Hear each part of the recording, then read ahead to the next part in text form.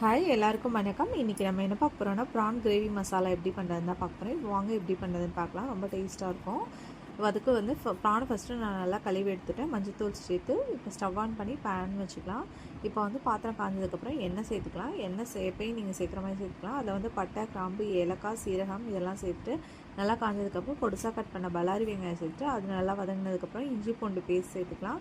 இஞ்சி பூண்டு பேஸ்ட் சேர்த்து 2 நிமிஷம் கழித்து ப்ரான் சேர்த்து ஒரு 5 நிமிஷம் நல்லா வேகட்டும். அதுக்கப்புறம் தக்காளி வந்து பேஸ்ட் பண்ணி அந்த பேஸ்ட்டை சேர்த்து சிக்கன் குழம்பு மிளகாய் தூள் 1 ஸ்பூன் சேர்த்துக்கிறேன். மல்லி பவுடர் 1 ஸ்பூன் சேர்த்துக்கிறேன். கரம் மசாலா ஒரு ஸ்பூன் அளவுக்கு சேர்த்துக்கிறேன். நான் வந்து சக்தி ப்ராடக்ட் சேர்க்குறேன். நீங்கள் என்ன ப்ராடக்ட் வேணுமோ சேர்த்துக்கோங்க. தேவையான அளவு உப்பு சேர்த்துக்குவேன். இதெல்லாம் வந்து நான் காரத்துக்கு தகுந்த மாதிரி சேர்த்துப்பேன். இப்போ மிக்ஸி ஜார் கழுவி கொஞ்சோண்டு தண்ணி சேர்த்து இப்போ மூடி வச்சு ஒரு 5 நிமிஷம் நல்லா வேகட்டும். ப்ரானில் உப்பு காரெலாம் ஏறுற அளவுக்கு. இப்போ பார்த்திங்கன்னா நம்மளோட ப்ரான் கிரேவி மசாலா சூப்பராக ரெடி ஆகிடுச்சு பாருங்கள். லாஸ்ட்டில் கொத்தமல்லி தழை தூவினா சூப்பராக ரெடி ஆகிடுச்சு. கண்டிப்பாக நீங்களும் வீட்டில் ட்ரை பண்ணி பார்த்துட்டு எப்படி இருக்குன்னு கமெண்ட் பண்ணி